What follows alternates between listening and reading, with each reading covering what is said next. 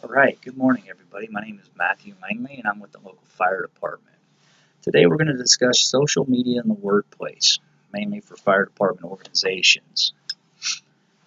When we talk about social media, we're going over Facebook, Instagram, anytime you get on a blog post, anything you post over the internet. So, points to consider: what are your rights? Can your organization hold you liable, and can you be face disciplinary action? Do you still have First Amendment rights? And then what's the Supreme Court's idea or thoughts on social media posts? And then at the end, I got just 10 little tips that'll help you make your way through daily life in social media. Your rights. We all still have the right of freedom of speech. It's guaranteed by the Constitution. With that comes the responsibility of understanding that even though we have First Amendment rights, we still have to face the consequences to what we say. When you accepted the job from your fire department or your organization, you signed a agreement with that department to follow its rules and policies, standard operating procedures, all of that. What you say and post can be considered for disciplinary action up to termination. Well, that gets into the whole First Amendment. Can my organization limit my speech? No, they can't. You can say whatever you want, but they can enforce their policies and procedures, which can result to termination. When you're a newer firefighter and you're signing that contract, these are things that you have to be, thinking about. Is that the community looks at us as we're held to a higher standard, and I'm not trying to, say that we're better than anybody in any ways, but we're held with a different level of trust because at 2 o'clock in the morning, when you're very sick and you have nobody else to call, you allow us into your home to do our job and take care of you. So we are held to a higher standard.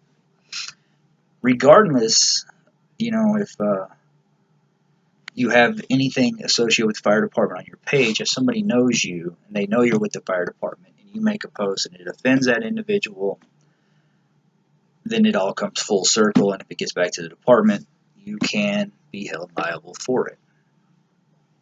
So, what can happen? You can be reduced in rank, you can have days off without pay, you can just be under the stress of an investigation, or you can be terminated. Here in the last few years, one state, Colorado State, there was a captain that made a comment that's no link on his page to him being with the fire department, but he got back around and he went from a captain pay down to firefighter, which is a pretty good pay decrease.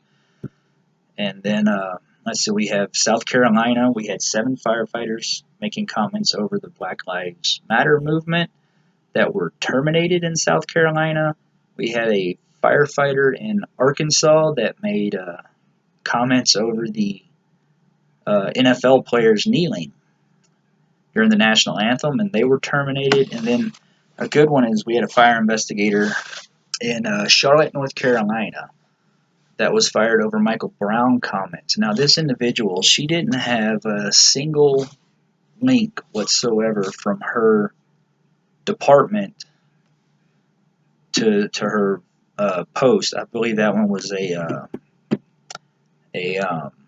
tweet, but there was nothing that linked her in her profile to the city of Charlotte, North Carolina. But somebody saw the post, knew who she worked for, and went, like I said, it was a third party that came to the fire department, and that individual was also terminated.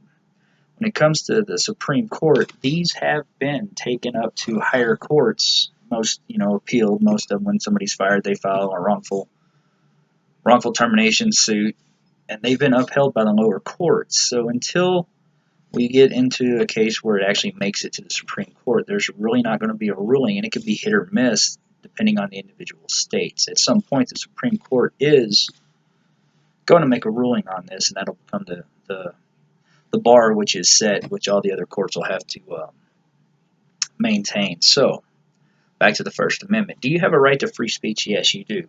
There are some limits to free speech, as in slander and fighting words and things like that, that you can't do and not be held liable in a court of law. And then if you have government jobs, you can they usually have a contract that says you won't talk about anything outside of your workplace. So those are set things that you have to actually sign. So 10 little tips, and they're common sense, easy tips. 1, pictures. Don't post inappropriate pictures. If you don't think your mom, dad, and grandma would like to see them, probably shouldn't post it. 2, don't complain about your superiors, your job, your coworkers. It just breeds animosity at the workplace and increases stress levels. Don't post inappropriate statuses. This is mainly for like firefighters when you're going to the same shelter or elderly care facility, for the 5th or 6th time that day. Don't sit there on your phone and be like, God, I hate this place. I can't believe we go here. Don't do it. Pick your friends wisely. Remember, Facebook especially has constantly who to recommend as friends. If you don't know these people, then you don't know them. And just because some algorithm on Facebook says you should be friends, don't trust it. If you don't know them, don't pick them. Next, follow your always check and double check your privacy and security settings. Make sure they're on, make sure they're active, make sure they're up to date, make sure they're set to where, who you want to see your post can see your post.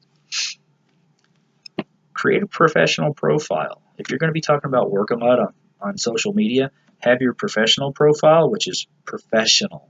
Then have your private profile, which is, your pictures of your family and stuff you share with your siblings or whoever, your friends.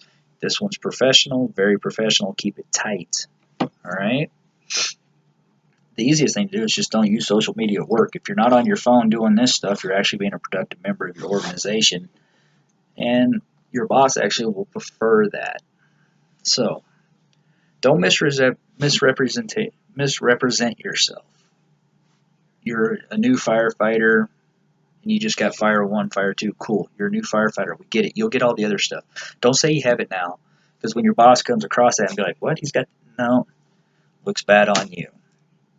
Be yourself. Don't use fake or a secondary account.